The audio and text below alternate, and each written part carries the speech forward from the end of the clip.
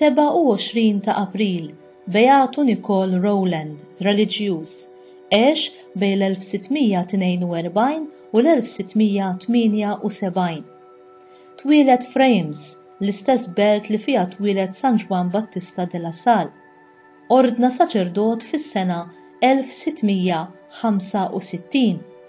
Il-predikazzjoni, il-formazzjoni nisranija taż-żgħażagħ u b'mod speċjali tal-kleru kienu wisq għal qalbu. Intebaħ bil-miżerja kemm temporali kif ukoll spiritwali taż-żgħażagħ u għalhekk waqqaf il-kongregazzjoni tas-Sorijiet tal-Bambin Ġesu, iddedikati għall-edukazzjoni nisranija tal-bniet fqar ta' Reims.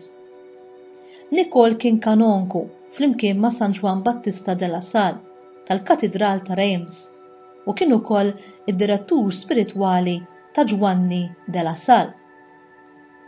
Kienu li gwidaħ u ħeġġu biex jirċievi id-djakonat u jkompli biex jilħaq saċerdot. Bejn Roland u Giovanni kien hemm differenza ta' 11 sena.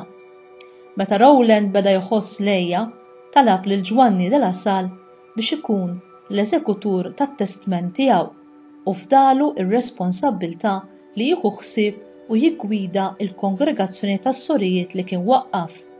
Roland miet ta' 35 sena fis-27 ta' April tas-sena 1678. Kien sena wara li Adrian Nile ma' żagħżugħ Kristof mar jiltaqa' ma' San Juan Battista de la Salle biex jitolbu jgħinu ħalli waqqaf skola għas-subien. Kien hawn li Alla urih ix-xewqa li jieħu ħsieb l-edukazzjoni tas-subien fqar. Juan Battista de la Salle kellu allura 27 sena.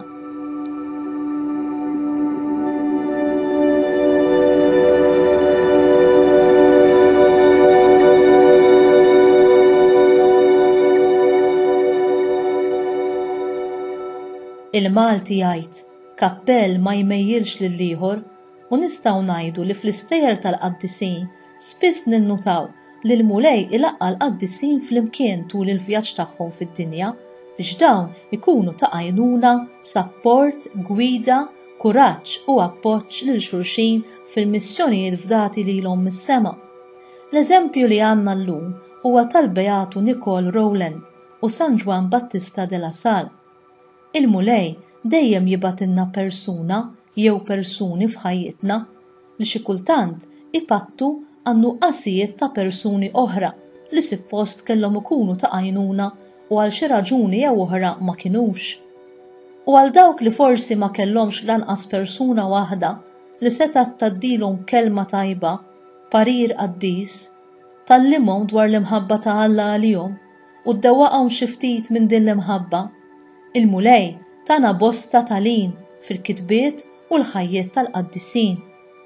Għal min jinteressah u jfittex li jsir jaf dwar Alla u kif nistgħu ngħixu fil-prattika it-tagħlim tiegħu u tal-Knisja Kattolika li waqqafu, jista' jiddedika ħin apposta u jaqra dwar il-ħajjiet tal-Qaddisin.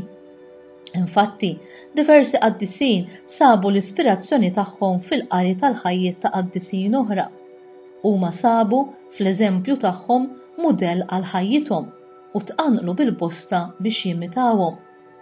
Nistgħu nibqgħu fi xtutna u nagħtu l-eżempju ta' San George Preka li kellu mħabba speċjali lejn il-Qaddisin li kien iħares lejhom bħala veri ħbieb ta' Alla.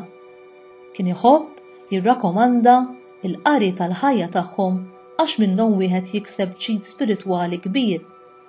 Ħalla miktub: aqraw ħajjiet il-Qaddisin u f'qasir żmien jitnissel fikom l-Ispirtu ta' Kristu.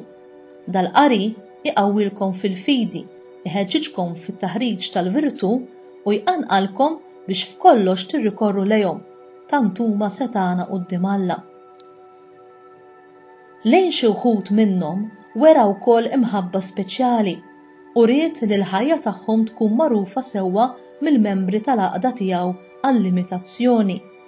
Fost dawn hemm San Franġisk ta' Assisi li mhux biss daħlu fil-letanija tal-Qaddisin fil-ktieb ta' Arloġġ Mużewmin, imma wkoll għażlu bħala l-Qaddis protettur tal-virtu tal-faqar. U int, kemm tħalli l-ħajjiet u t-tagħlim tal-qaddisin ikunu ta' ispirazzjoni u mudell għal ħajtek? Liema hu jew liema hi il-qaddis jew qaddisa preferita tiegħek li tixtieq timita u żżomm bħala l-patrun jew patruna tiegħek jew il-kumpanna tal-vjaġġ ta' ruħek? U kemm titlob l-interċessjoni tal-qaddisin, mod speċjali meta tkun fi żmien tal-aktar bżonn?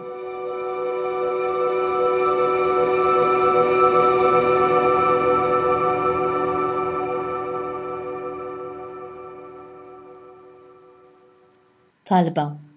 O Alla, inżejjint lis-saċerdot Beatu Nikol Roland bżelu pastorali għat-taħriġ tal-kleru u b'edukazzjoni taż-żgħażagħ fqar. Bl-eżempju u bl-interċessjoni tiegħu, għatina l-istess spiritu ta' karità sabiex naqduk billi ngħinu lil dawk li inti tħobb. Nitolbuk dan bi Kristu Sidna. Amen.